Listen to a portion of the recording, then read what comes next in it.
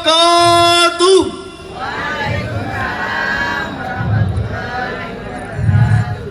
Alhamdulillahilladzi wahdahu la syarikalah al-muhtassu bisifatin karatiyah wassalatu wassalamu ala sayyidina Muhammad khairil bariyah wa ala alihi wa ashabihi wa ma tabi'a ila yaumil qiyamah. Amma ba'd. Dewan Hakim yang arif dan bijaksana, hadirin sebangsa dan setanah air yang kami banggakan, patut disadari dan disyukuri bahwa pluralitas agama merupakan sunnatullah dan fakta adanya heterogenisasi dalam kehidupan masyarakat Indonesia. Pluralitas agama, hadirin, sebagai paham yang menyatakan bahwa tiap-tiap agama berbeda dengan agama yang lain, ternyata rentan melahirkan konflik antar umat beragama.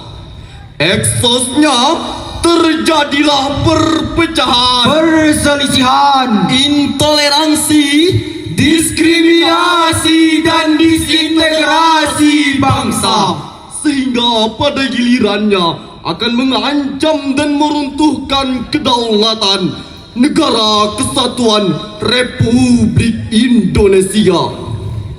Hadirin, paham tersebut terjadi disebabkan kekeliruan terhadap konsep pluralitas agama yang tidak dipahami secara komprehensif. Bertolak dari pengantar tadi, tergugahlah hati kami sebagai pemuda sejati untuk menyampaikan sebuah syarahan yang berjudul Pluralitas Agama Perspektif Al-Quran sebagai upaya dalam menjaga kerukunan umat beragama. Sebagai landasan utama, Quran Surah Ar-Rum ayat 22. Berlindung kepada Allah dari godaan syaitan yang terkutuk dengan menyebut asma Allah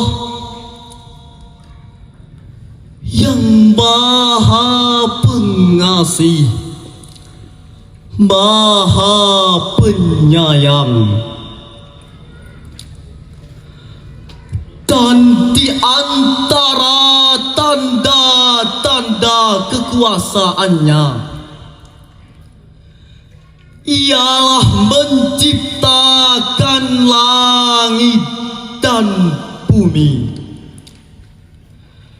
dan perlain-lainan bahasamu dan warna kulitmu. Sesungguhnya pada yang demikian itu benar-benar terdapat tanda-tanda bagi orang-orang yang mengetahui. Hadirin yang berbahagia, menurut Said Qutb dalam tafsir fi Dilalil Quran, beliau menjelaskan bahwa dalam penciptaan manusia dengan berbagai macam bahasa dan warna kulit memiliki korelasi dengan penciptaan langit dan bumi yang mengagumkan ini. Adanya perbedaan hawa udara di permukaan bumi dan perbedaan lingkungan yang terjadi disebabkan kedudukan bumi secara astronomis. sehingga berimplikasi terhadap perbedaan bahasa dan warna kulit. Hadirin rahimakumullah, namun sungguh disayangkan perbedaan yang muncul di tengah-tengah masyarakat kita ternyata tidak disyukuri dalam kehidupan berbangsa dan bernegara. Mana buktinya? Pada tanggal 13 September 2022 di kota Serang Baru terjadi sebuah insiden yang mencoreng kerukunan umat beragama di Indonesia, yaitu pelarangan beribadah oleh sekelompok masyarakat, bahkan terjadi secara masif dalam beberapa waktu. Bahkan hadirin, menurut data dari Setara Institute, mereka mencatat terjadi kenaikan kasus intoleransi di Indonesia selama awal tahun 2023. Setara menduga eskalasi ini berkaitan dengan persiapan tahun politik, yaitu pemilihan umum pada tahun 2024 mendatang. Hadirin, Indonesia saat ini masih hancur dikarenakan ketidakmampuan dalam memahami heterogenisasi yang telah dianugerahkan Tuhan.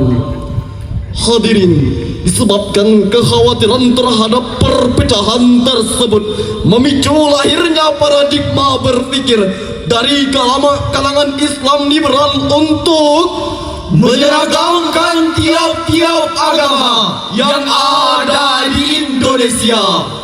Pluralisme agama sebagai paham yang menyatakan bahwa tidak ada satupun agama yang mampu memonopoli kebenaran ataupun kehidupan yang mengarah kepada keselamatan.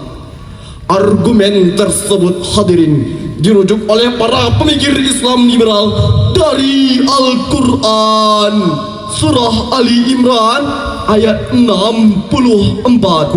Allah, hai ahli kitab, marilah berpegang kepada suatu kalimat ketetapan yang tidak ada perselisihan antara kami dan kamu,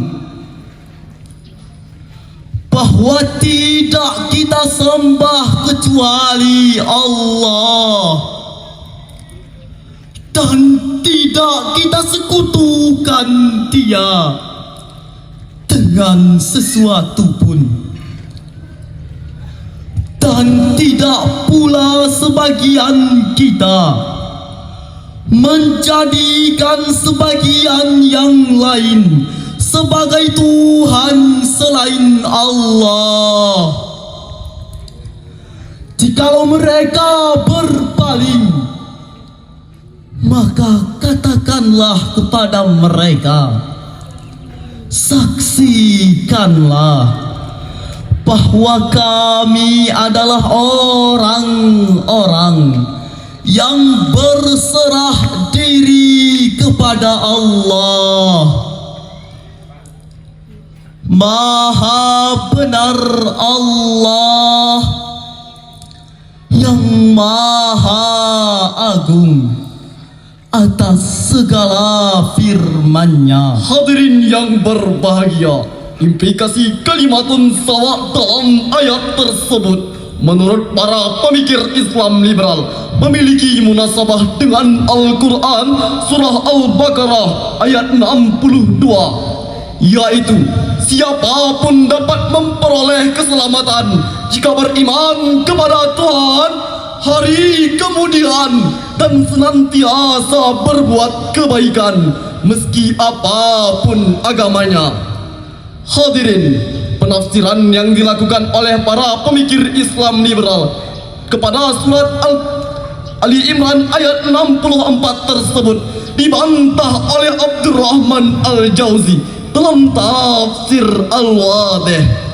Kalimatun sawa dalam ayat tersebut merupakan perintah untuk bersegera kepada kalimat yang benar, yaitu Islam. Sebab Allah tidak akan menerima agama selain agama Islam. Hadirin yang berbahagia, jikalau kita ingin mengkaji Islam secara komprehensif, maka kekhawatiran terhadap ide pluralitas agama yang diklaim sebagai penyebab terjadinya perpecahan, perselisihan, intoleransi, dan disintegrasi bangsa secara tegas dibantah langsung oleh Al-Quran Dalam surah Al-An'am ayat 108 bahwa kita dilarang mencela Tuhan agama lain. Dalam surah Al-Mumtahanah ayat 8 dan 9 bahwa Allah melarang kita memerangi orang kafir sama mereka tidak memerangi umat Islam. dalam Al-Quran surah Al-Baqarah ayat 256 dan Al-Kafirun ayat 6 bahwasannya tiap-tiap individu bebas memilih dan memeluk agama tanpa sedikit pun paksaan. Hadirin, jikalau kita renungi dengan hati terdalam dan suci, bukankah hal tersebut menunjukkan bahwa Islam merupakan agama yang penuh toleransi? Betul hadirin. Hadirin rahimakumullah, dari syarahan yang telah kami sampaikan tadi dapat dikutip kesimpulan bahwa pluralitas agama merupakan sebuah keniscayaan. Adapun upaya dalam menjaga kerukunan umat beragama, Islam menawarkan solusi kepada umatnya agar senantiasa bersikap toleransi dan menahan diri dari segala bentuk yang akan melahirkan mafsadah di permukaan bumi ini. Dengan demikian dapat dipahami bahwa Islam merupakan agama yang penuh toleransi dengan pemeluk agama lainnya, dengan segala bentuk perbedaan bukan persamaan.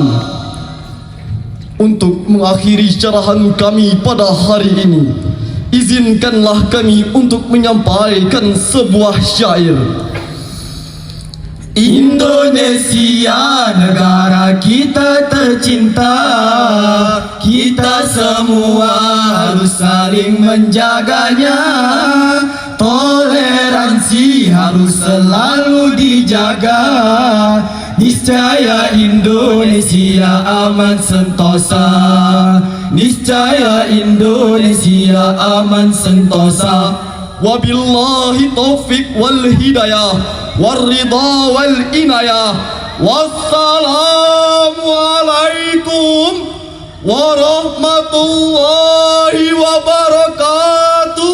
Waalaikumsalam warahmatullahi wabarakatuh. Baik, terima kasih.